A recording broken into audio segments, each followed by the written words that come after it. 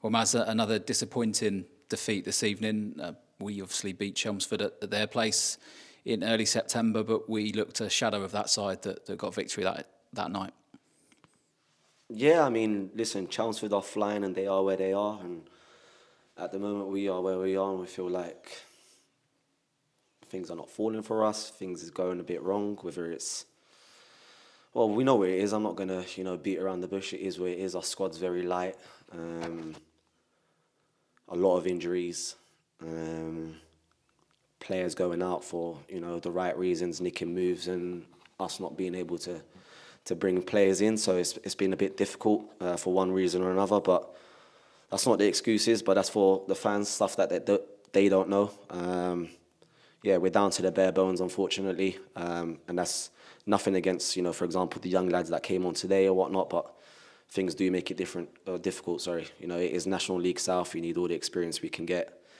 And right now, we've done well to do a strong 11 to start with, but then everything else was a bit difficult, which is hard. Obviously, with the players out, injured, etc. So, yeah, we are where we are, unfortunately. I just want to apologise to the fans, everyone associated with the club. That was unacceptable again. And, I spoke to the players at the end, away from, management and whatnot, and we, had a good chat in terms of how we can go forward from this. But yeah, we are where we are, unfortunately. It seemed as if it needed 2-0 and a sort of a wonder strike from Tyrese to spark the game into life for ourselves. And for the best sort of from that goal onwards until half-time, we looked like we were the better side. We looked like we could have gone in at certainly level. Yeah, listen, first 20 minutes, I still think as a group, we were still feeling Saturday. And we let that carry on. And fair play to Ty Briscoe, he's been out on loan. He's got his fitness, his minutes. He's come in today. I thought first half he was excellent, and he got that brilliant goal, something that we've probably lacked this season, where it's just, instincts, half a yard and finish, rather than overthinking it and making it the pretty goal, the perfect goal. And that, obviously that springs some life into us. And we said to the boys in there, we didn't want that first half to end, in a sense. That's how we were on the front foot, very aggressive. I think Kumbe for that goal was brilliant with that tackle, and that was the first time where, we laid the marker down in that first half, and, we went up the other end and we went and scored. And from then it was all us in midfield and, in wide areas and whatnot, and we were creating chances.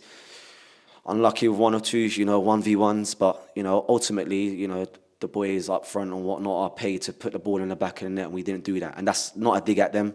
It's just how things are at the moment. It seems as if it was another game, another injury. There just seems to be a common theme throughout this season, and there's no getting away from that. All teams will have that, but it's the key players. Those are the types of players that you want on the pitch, and that does impact where we're going and what we can do in games. I mean, you've hit the nail on the head there, in terms of the key players that we've missed out on, and very hard for us as management to keep a consistent starting 11 and build something from that week in, week out. We've not been able to do that this season, starting from the first game when bless him, Jeffro came off injured. So everything's always been, I wouldn't say off the cuff, but we've had to deal with stuff, whether it's last minute, etc. And that's not an excuse. At the end of the day, all the players are here. They're paid good wages or whatnot to put on a show and a performance out there that's worthy of National League South to begin with, and worthy that the fans are pleased with. But yeah, injuries don't help. But like you said, it happens for every club, every team. We just didn't expect them to all be one after the other, or multiple injuries within one game. So yeah, it's been tough. It has been tough, but the show has to continue. That's the whole point of a 46-game season.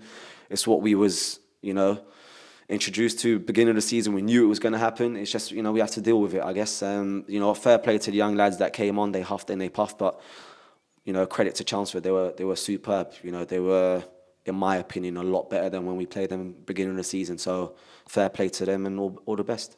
And lastly, some fans might be reevaluating whether or not it's worth taking the trip down to Taunton. It looks as if the targets for the season have gone.